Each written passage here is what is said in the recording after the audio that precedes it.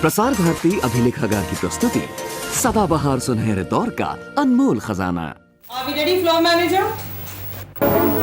Studio is live now. Roll VCR. Fade up to and cue him.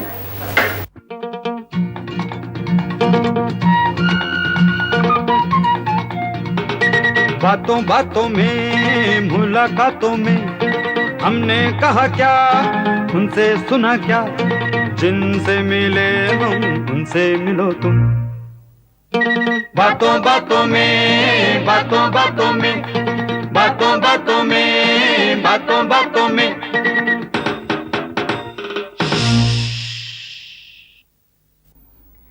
दोस्तों, हमें ज़िंदगी में दो बातों का बहुत ज़्यादा ध्यान रखना चाहिए।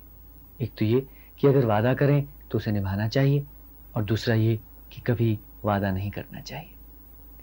हम जानते हैं कि हमने आपसे पंकज उदास साहब से मुलाकात करवाने का वादा नहीं किया था, लेकिन ज़हनी तौर से हम समझते हैं कि आप सब उनसे मुलाकात करना चाहते हैं। उनके गीत, उनकी गायकी, उनकी गज़लों के दीवाने हैं। तो आइए आज उनसे मुलाकात कीजिए, रूबरू उनसे बातें कीजिए, उनकी ज़िंदगी में झांकने की कोशिश कीजिए। पंकज उदास साहब, नमस्कार, आदाब।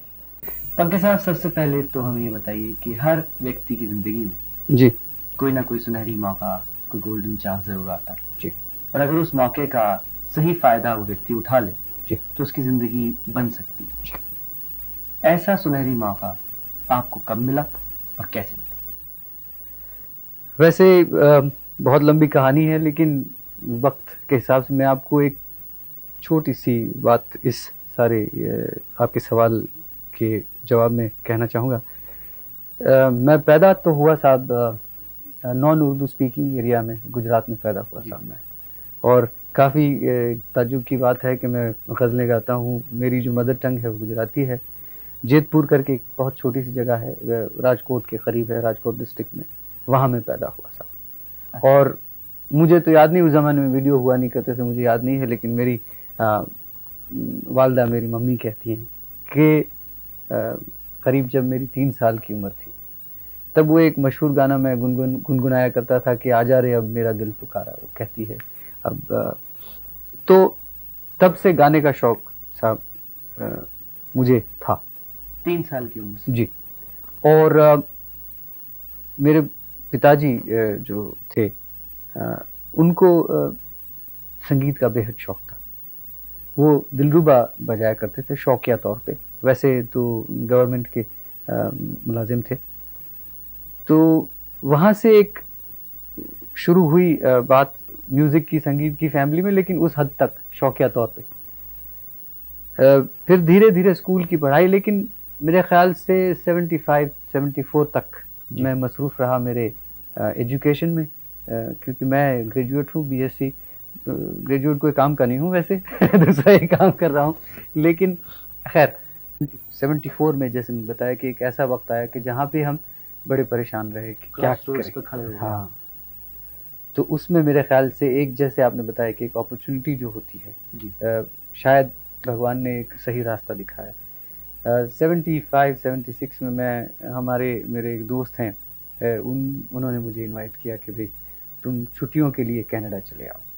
तो मैं कनाडा चला गया साहब, और वहाँ पे उनके घर पे उनकी सालगिरह के दिन एक छोटी सी महफिल जमी हुई थी, जिसमें कहा गया कि भाई तुम तो बहुत अच्छा गाते हो, you are as good as a professional singer, तो भाई आप गाना सुनाओ। अच्छा, तो वहाँ पे साहब हमने गाना सुनाया, रात भर गाते रहे। कौन सा गाना सुनाया? वो गाना आज भी मशहूर है, वो घुंघरू टूट गए, शायद आपने सुना हो। जी बिल्कुल। तो उस गाने से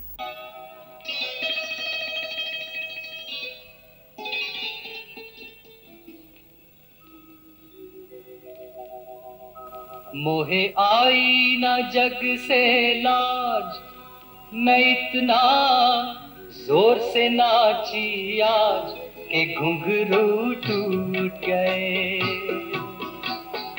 मोहे आई ना जग से लाज, मैं इतना जोर से नाची आज के घुंघरू टूट गए, के घुंघरू टूट गए, के घुंघरू टूट गए।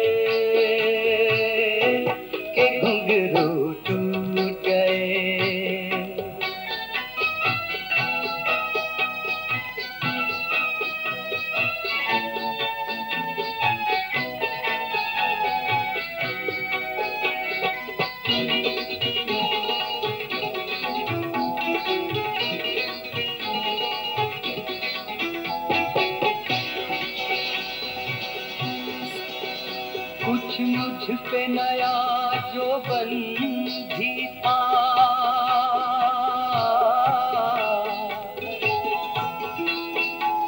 कुछ प्यार का पागलपन भी था। एक पलक मेरी तीर बनी,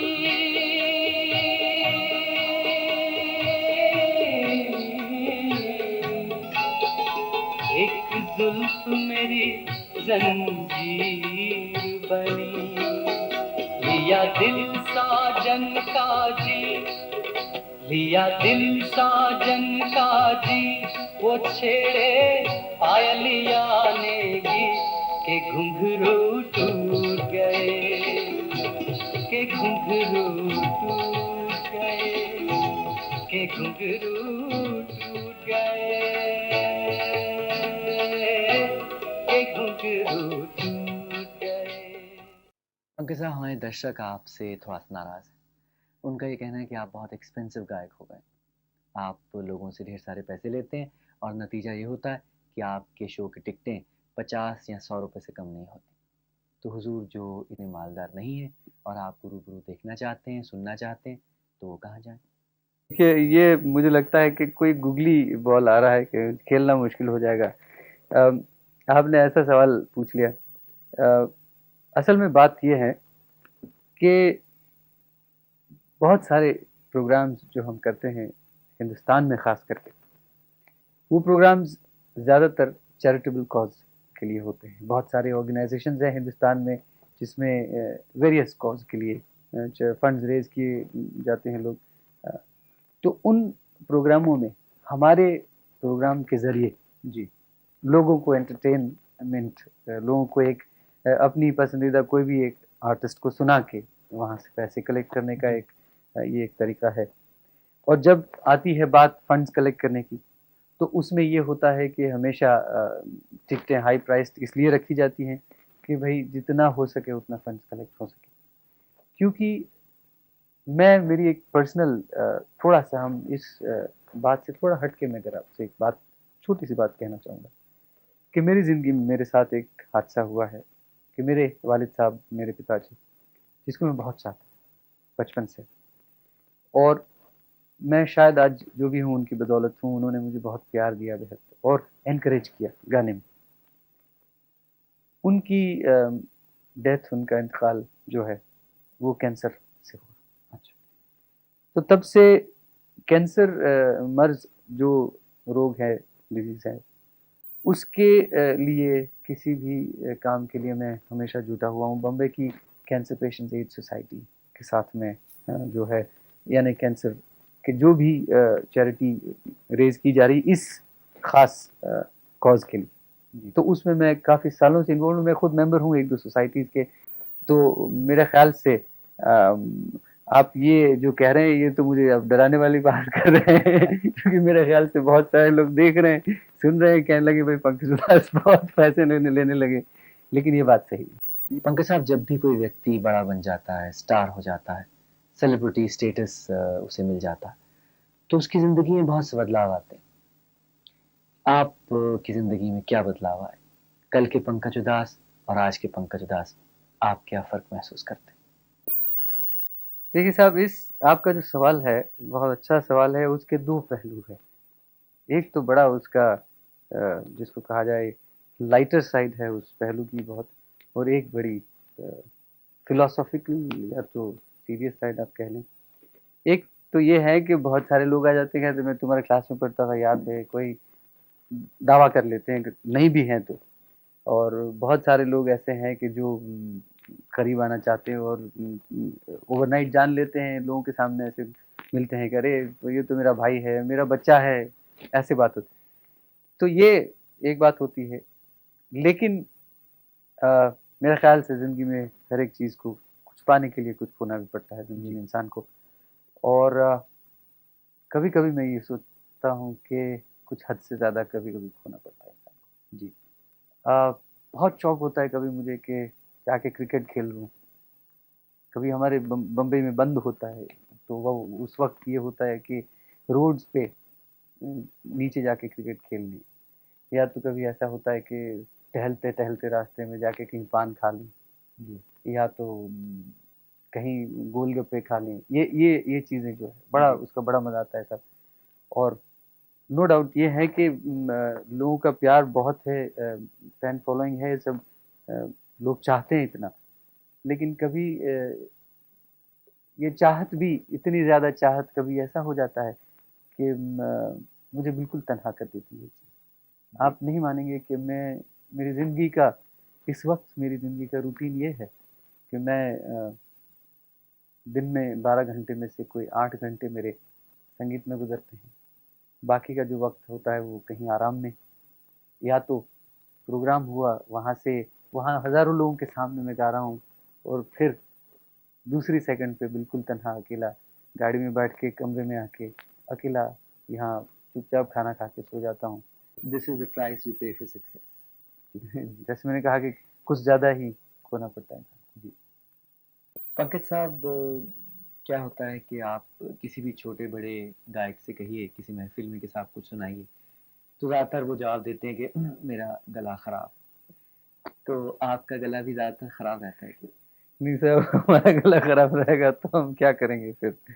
अम, जैसे मैंने पहले कहा आपको कि गोलगप्पे, अचार और ठंडी चीज़ें हमारे लिए, गाने वालों के लिए बर्फ़, ये सारी चीज़ें ऐसी हैं कि उससे दूर रहना पड़ता है। उन सैक्रिफाइस जो है सारे, उसकी लिस्ट में ये भी शामिल हैं सारी चीज़ें, और उनसे दूर रहना पड़ता है, कुछ अपना ख़्याल भी करना पड़ता है। तो सब इन चीज़ों से दूर रह के गला सँभालना सबसे बड़ी मिल्कत हमारी वही है, जी जैसे देखा जाए तो।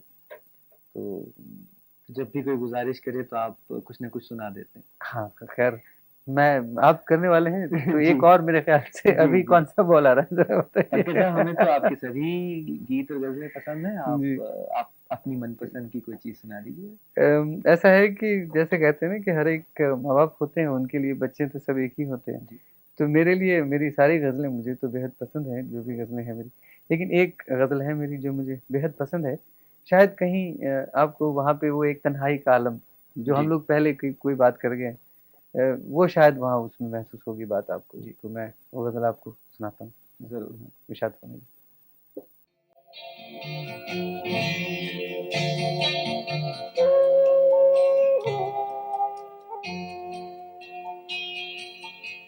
दीवारों से मिलकर रोना अच्छा लगता है।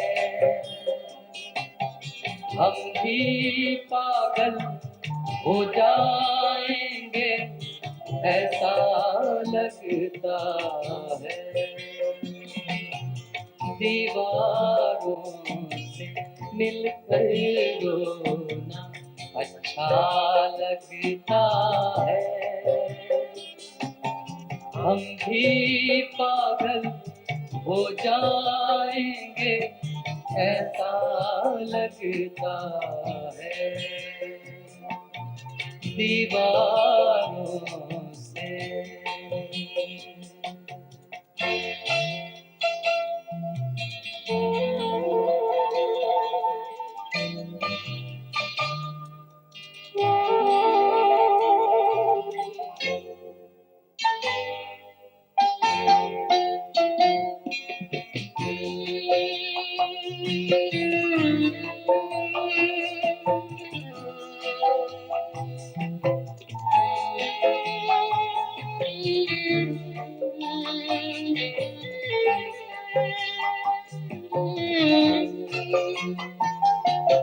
दुनिया भर की यादें हमसे मिलने आती है। दुनिया भर की यादें हमसे मिलने आती है। शाम ढले इस सूने घर में मेला लगता है। शाम ढले इस सुने घर में मेला लगता है, हम भी पागल हो जाएंगे ऐसा लगता है दीवारों से। पंकज साहब, आप किसी महफिल में गा रहे हो और दर्शक जो हैं वो आप पे से बाहर हो जाए, तो ऐसी सिचुएशन को आप कैसे हैंडल करते हैं?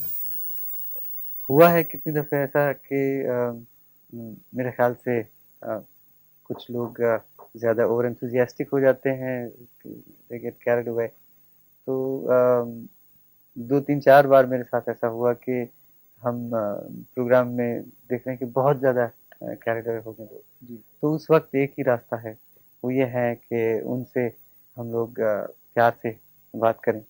उनको उन लोगों को उनकी जो फ़रमाइशें हैं, ख़ास करके ज़्यादा तो वही बात होती है कि उनको अपने जो गाने उनको चाहिए, वो उनको सुनने हैं, तो वो सुना के फिर हम। पंकज साहब, आजकल डिस्को का बहुत ज़्यादा क्रेज़ है जी।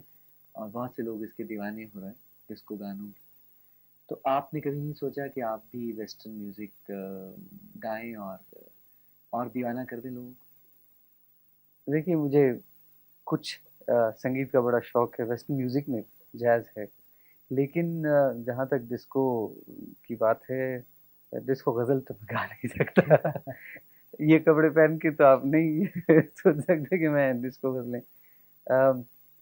ये ज़रूर है कि डिस्को एक अपनी जगह पे है, डिस्को अच्छा भी लगता है सुनने में, लेकिन हमारी कोशिश ये रही है, मैं और कुछ मेरे आर्टिस्ट, मेरे को-आर्टिस्ट हैं, कंटेम्पोरेरी आर्टिस्ट, उनकी ये कोशिश रही है कि हम लोग हिंदुस्तानी म्यूज़िक को पॉपुलराइज़ करें। हिंदुस्तान में डिस्को म्यूज़िक तो पॉपुलर है ही यंगर जनरेशन में, लेकिन क्यों ना हमारा म्यूज़िक, हमारा संगीत हम पॉपुलराइज़ करें। माशाल्लाह, बहुत कामयाब भी हो। शुक्रिया। हाँ।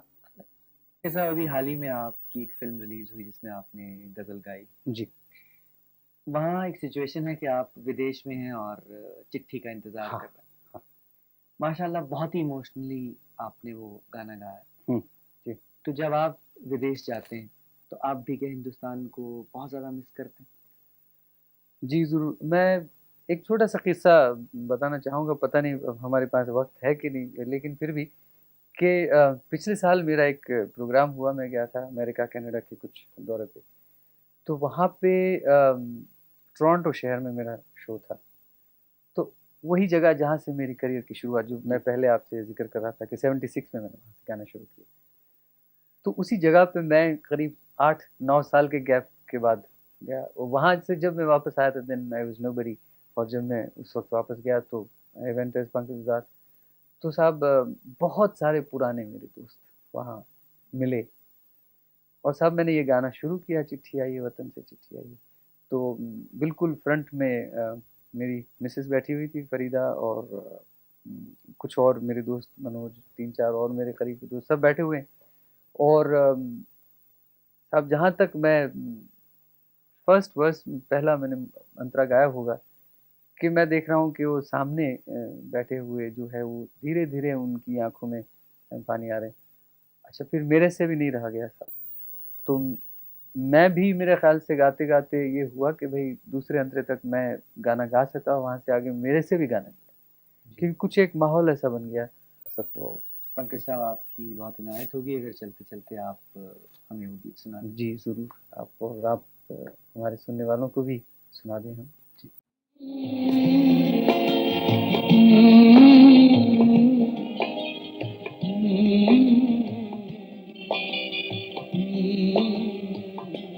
चिट्ठी आई है, चिट्ठी आई है, चिट्ठी आई है, चिट्ठी आई है, चिट्ठी आई है वतन से चिट्ठी आई